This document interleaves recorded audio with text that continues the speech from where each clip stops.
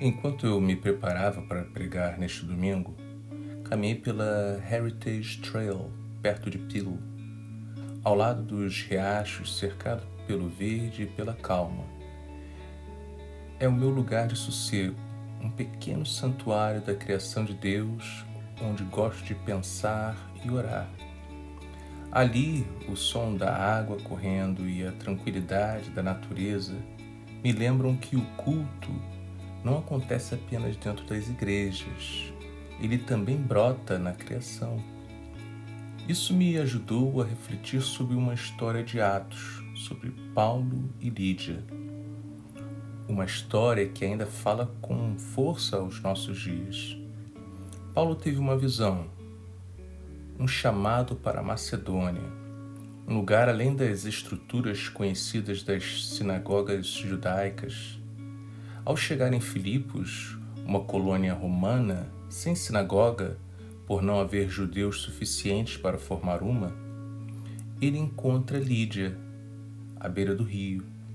Lídia não era qualquer mulher, era uma empresária, comerciante de púrpura de Tiatira, uma cidade conhecida pelos seus tecidos. A púrpura era cara, reservada aos ricos e poderosos. Então Lídia provavelmente era uma mulher influente e independente.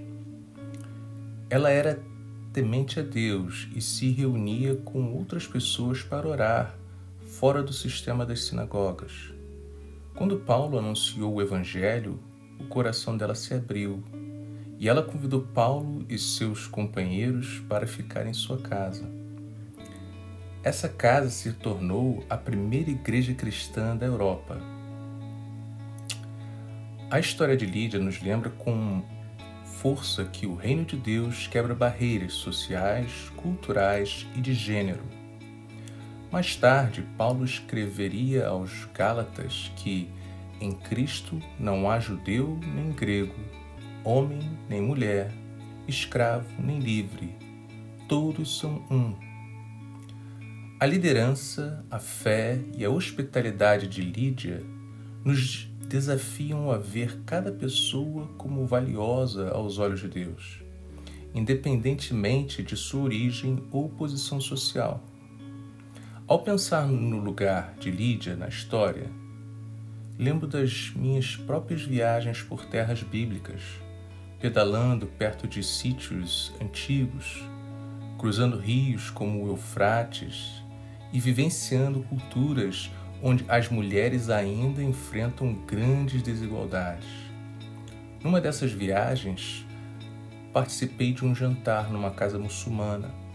Sentados no chão, os homens comiam primeiro, com as mãos, enquanto as mulheres e crianças ficavam na cozinha, esperando para comer os restos. Um rapaz da minha idade me perguntou com sinceridade: Pedro, você acha certo minha mãe comer as sobras na cozinha? Eu respondi: não acho certo. Essa experiência deixou claro para mim o quanto é importante defender a dignidade e a igualdade de todos, algo que a história de Lídia também proclama. Hoje, quando olhamos para o mundo, vemos notícias que desafiam nossa compreensão de justiça e compaixão.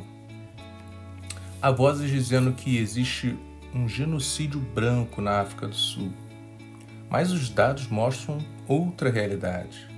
A maioria das vítimas de homicídio lá são sul-africanos negros.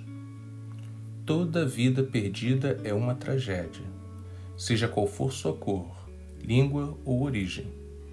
Como seguidores de Cristo, devemos lamentar cada alma, pois diante de Deus, a vida humana não tem cor, sotaque, classe social.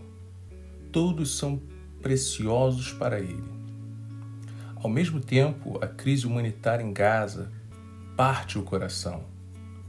Mais de 55 mil pessoas já morreram no conflito. A maioria civis palestinos, mulheres, crianças, famílias inteiras. Também morreram trabalhadores humanitários, jornalistas e professores. Essa é uma tragédia humana que clama por nossas orações e compaixão. A igreja precisa ser um lugar que defende a verdade, a justiça e o amor, não uma indignação seletiva, nem discursos convenientes.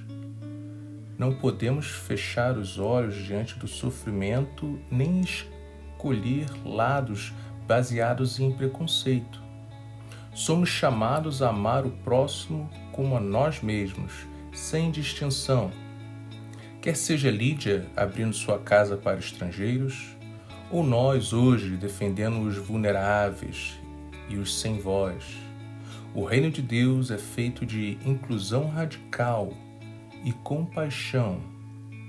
Sejam ricos ou pobres, influentes ou marginalizados, homens ou mulheres, todos pertencem à família de Deus. Então, neste domingo em Dalby, ao compartilharmos a comunhão celta, lembramos toda vida importa, que a fé de Lídia nos inspire a viver essa verdade, com coragem, humildade e amor. Obrigado.